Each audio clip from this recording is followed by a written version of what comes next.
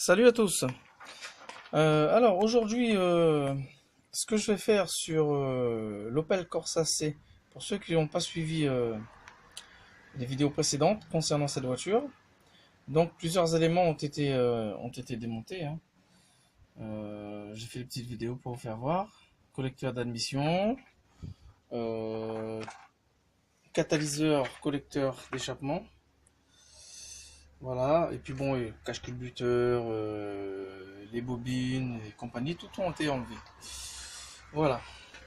Alors, aujourd'hui, ce que je vais faire, c'est je vais démonter la courroie, voilà, la courroie d'accessoires et le poulie dumper. Enfin, en premier temps, je vais faire la courroie d'accessoires. Voilà. Donc, ce que vous avez à faire pour la courroie d'accessoires, ce qu'il faut faire, parce que vous avez ce support moteur là enlevé, ces deux vis là. Ici, vous avez une vis là et une vis ici. Voilà, comme sur cette voiture, j'aurai le kit distribution à chaîne que vous voyez ici à changer. Le jaune culasse à faire aussi par la suite. Donc voilà, je vais enlever cette partie là. Et ensuite, une fois que cette partie elle sera enlevée, ce bloc là, je vais enlever cette partie là. La deuxième qui est en bas. Qui se fixe sur la culasse. Donc il faut impérativement que j'enlève. Pour avoir accès pour enlever la courroie d'accessoires. Voilà, et tout d'abord, avant de commencer ce travail-là, ce que vous devez faire en fait, c'est de prendre un cric avec une cale en bas en fait et de mettre sous le carter. Voilà, pour soutenir le carter. Parce qu'une fois quand on va enlever le support moteur, il n'y aura plus rien qui va tenir le moteur en fait, et il va descendre. Donc prenez cette précaution-là. Voilà. Donc là, il me faut des torx, des douilles torx femelles. Voilà, c'est les mêmes qu'ici, hein. Donc en torx, je pense que c'est du E14, je pense. Je vais voir si c'est celle-là. Non, c'est pas du E14. Alors on va essayer du E16. Voilà.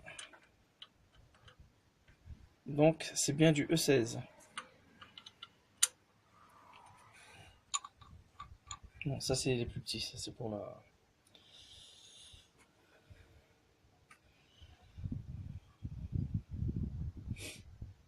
Oui, c'est les plus petits ça.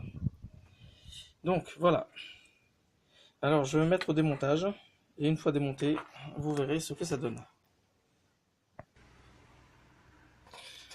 Alors, voilà. Ces deux boulons, enfin ces deux vis là, ils ont été enlevés. Vous voyez, l'espace s'est fait tout de suite, hein. Voilà. Et comme le carter à huile est tenu par un cric, donc ça risque rien. Donc les deux vis, je les pose ici, bien les mettre dans un coin. Et là, vu que j'ai débloqué les deux autres vis qui tiennent le support moteur, moi je préfère tout enlever. Comme ça, j'ai de la place pour travailler, tout simplement. Parce que j'aurais pu juste dévisser ça, mais bon, c'est voilà. Tout enlever, c'est mieux. Mais pas pour longtemps.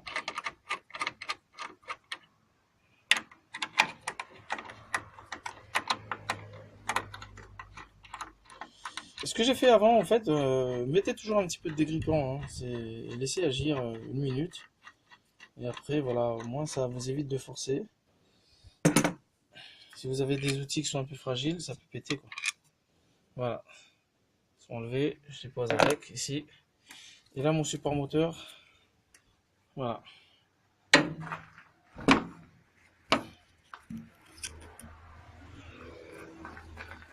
Et puis, je vérifie, voir s'il n'y a pas de fissure. Donc celui-là, il est encore bon. Il n'est pas fissuré. Bon, de toute façon, la conduite, ça se voyait à l'accélération. On aurait senti quand même. Voilà, il y a un petit peu de merde autour. Bon, ça s'est enlevé après. Donc voilà, je vérifie bien qu'il n'y a pas de fissure. Donc c'est bon. Donc le support moteur, je vais le poser là pour l'instant, ici. Et maintenant, voilà, j'ai ces trois là. Vis à faire ici. Il y en a un autre tout à fait, je ne sais pas si vous allez le voir, tout à fait en bas, ici. Voilà, c'est à défaire. Celui d'en bas, il est pas très pratique à faire, à enlever. Voilà. Donc je vais procéder au démontage. Bon, voilà, c'est fait. Alors, ces vis là, les deux du haut, vous allez pouvoir le dévisser avec un cliquet et la douille. Mais par contre, celui du bas, le dernier du bas là, vous n'allez même pas essayer parce que la douille plus le cliquet ne passe pas. Donc ce qu'il vous faudrait, c'est ceci, vous faites. Voilà. C'est les clés plates, hein, mais avec voilà, torque quoi. Torx, je sais pas comment on appelle ça, mais bon, moi je l'ai commandé. Vous pouvez en trouver sur à Noroto, Feu Vert, sur internet. Voilà. Pour pas cher, je crois que vous avez 4 clés dedans, plus petit ou plus grand. Ça, c'est pas le plus grand, hein. Oui, je pense 18 € à peu près, vous allez payer. Chez Noroto à peu près. Voilà. Donc, lui, il va vous servir pour dévisser celui du bas, complètement, parce que la douille ne passe pas. Ici, vous allez faire un bout avec le cliquet. Mais si vous allez continuer, la vis, elle va sortir et votre cliquet va se bloquer ici, entre ça et ça. Donc, il vous faudra revisser pour enlever votre cliquet, ce qui m'est arrivé. Voilà, malheureusement. Donc, voilà. Donc, je suis obligé de revisser, sortir le cliquet et après, finir avec voilà, du E14. Voilà. Finir avec ça. Donc, là, j'enlève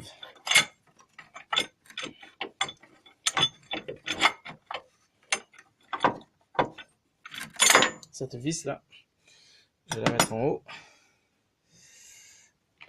avec l'autre. Voilà.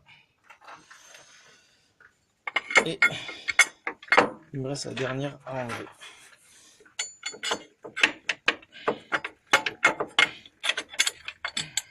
Qui n'est pas évident aussi. Une vraie merde. Même en faisant passer dessous, c'est des longues vis, donc ça va pas. Donc je vais poser mon téléphone et je vais trouver une autre solution. Donc voilà l'autre pièce là qui va avec le support moteur. Voilà. Donc pour l'enlever, hein, il faut plusieurs manipulations, hein. Moi je l'ai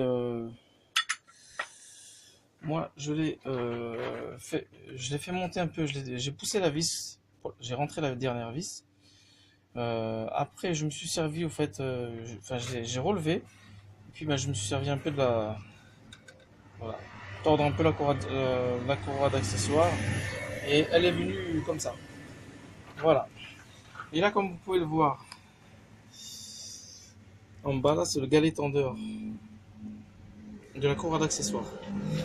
Donc, j'ai acheté un kit complet. Donc, voilà. Il sera pas remonté pour l'instant. Là, ce que je vais faire, c'est démonter la courroie dans un premier temps. Donc, dans un premier temps, je vais commencer par défaire le galet tendeur. Vous avez un boulon ici et un autre derrière, tout à fait ici. Par contre, c'est pas les mêmes, hein. C'est du E14 ici. Ici, je crois que c'est du E12. E12 ou E10. Voilà, en torse femelle. Voilà. Donc je vais démonter ça en premier pour pouvoir détendre la courroie d'accessoires. Alors, voilà ce fameux tendeur. Voilà, donc je l'ai enlevé. Par contre, j'ai oublié de vous dire, au fait, il n'y a pas que deux vis, hein. Vous en avez une qui était ici, une là, et un autre ici. Voilà. Donc à défaire, voilà. Et puis ben là, vous voyez, j'enlève la courroie d'accessoires.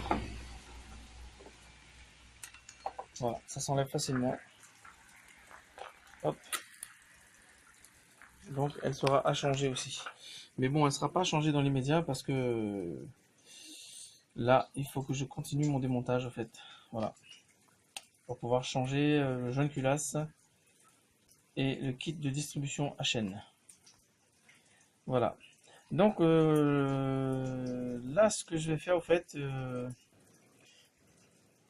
par la suite maintenant, je vais démonter la poulie de la pompe à eau. Et juste après, la poulie dumper.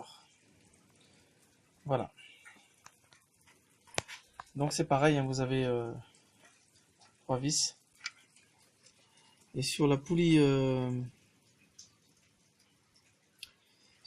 dumper, normalement, c'est pareil. Vous avez 6 vis, plus celui du centre. C'est tous des torx femelles. Voilà. Bon, ben sur ce, je vous laisse. Parce que là, j'aurai pas le temps de démonter ça. Ce que je pourrais vous faire juste... enfin, je vais pas vous laisser maintenant. Je vais démonter la poulie déjà de la pompe à eau déjà, dans un premier temps. Alors, pour démonter cette poulie, voilà moi ce que je fais moi. Je prends une clé plate Torx, je la coince ici, en bas. Ça risque rien, hein, parce que c'est juste sur le côté du compresseur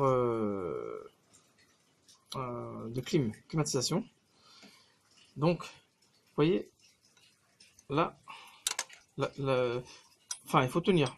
Là, je tiens, comme ça, et avec le cliquet qui est là, je me mets à dévisser au fait. Voilà, ça empêche la poulie de tourner, parce que la poulie, elle tourne dans le vide.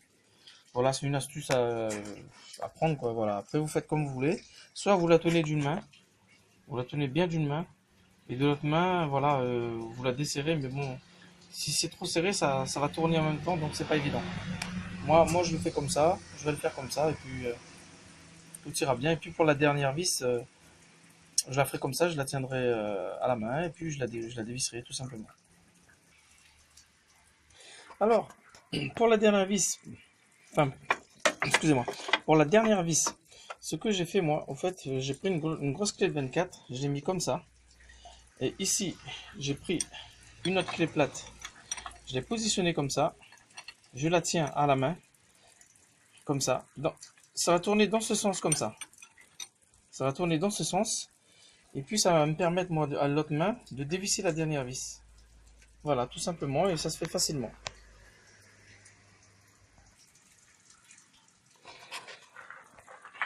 Voilà, donc une fois les vis, enfin, les vis desserrées, vous voyez, hein, ça va sortir tranquillement.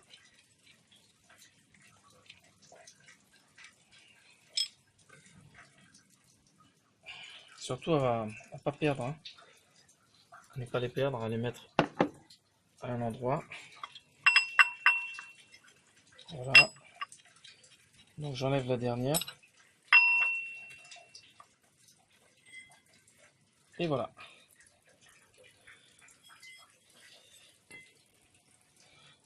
Donc c'est fait pour la poulie de la pompe à eau. Pareil, je la mets là pour l'instant avec la troisième vis.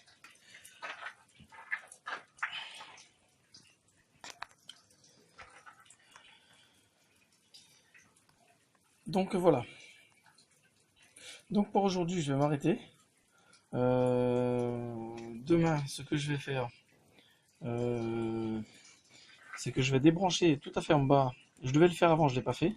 Pour continuer à vider l'eau, enfin le liquide de refroidissement, continuer à vider le radiateur. Et juste après, je vais démonter la poulie damper, la poulie Villebrook, hein. Voilà, et je vous ferai cette petite vidéo. Et quand ça sera fini, ça sera autour de la pompe à eau que je vais démonter aussi par la suite. Donc je vous ferai une petite vidéo, voilà, de ce démontage là. Après, ben, je vais attaquer, je vais enlever le carter de chaîne de distribution aussi dans la foulée. Voilà, sur ce, je vous laisse. Je vous dis au revoir et surtout, ben, si cette vidéo vous a plu, ben, et que vous voulez suivre les autres étapes, abonnez-vous. Voilà, merci, au revoir.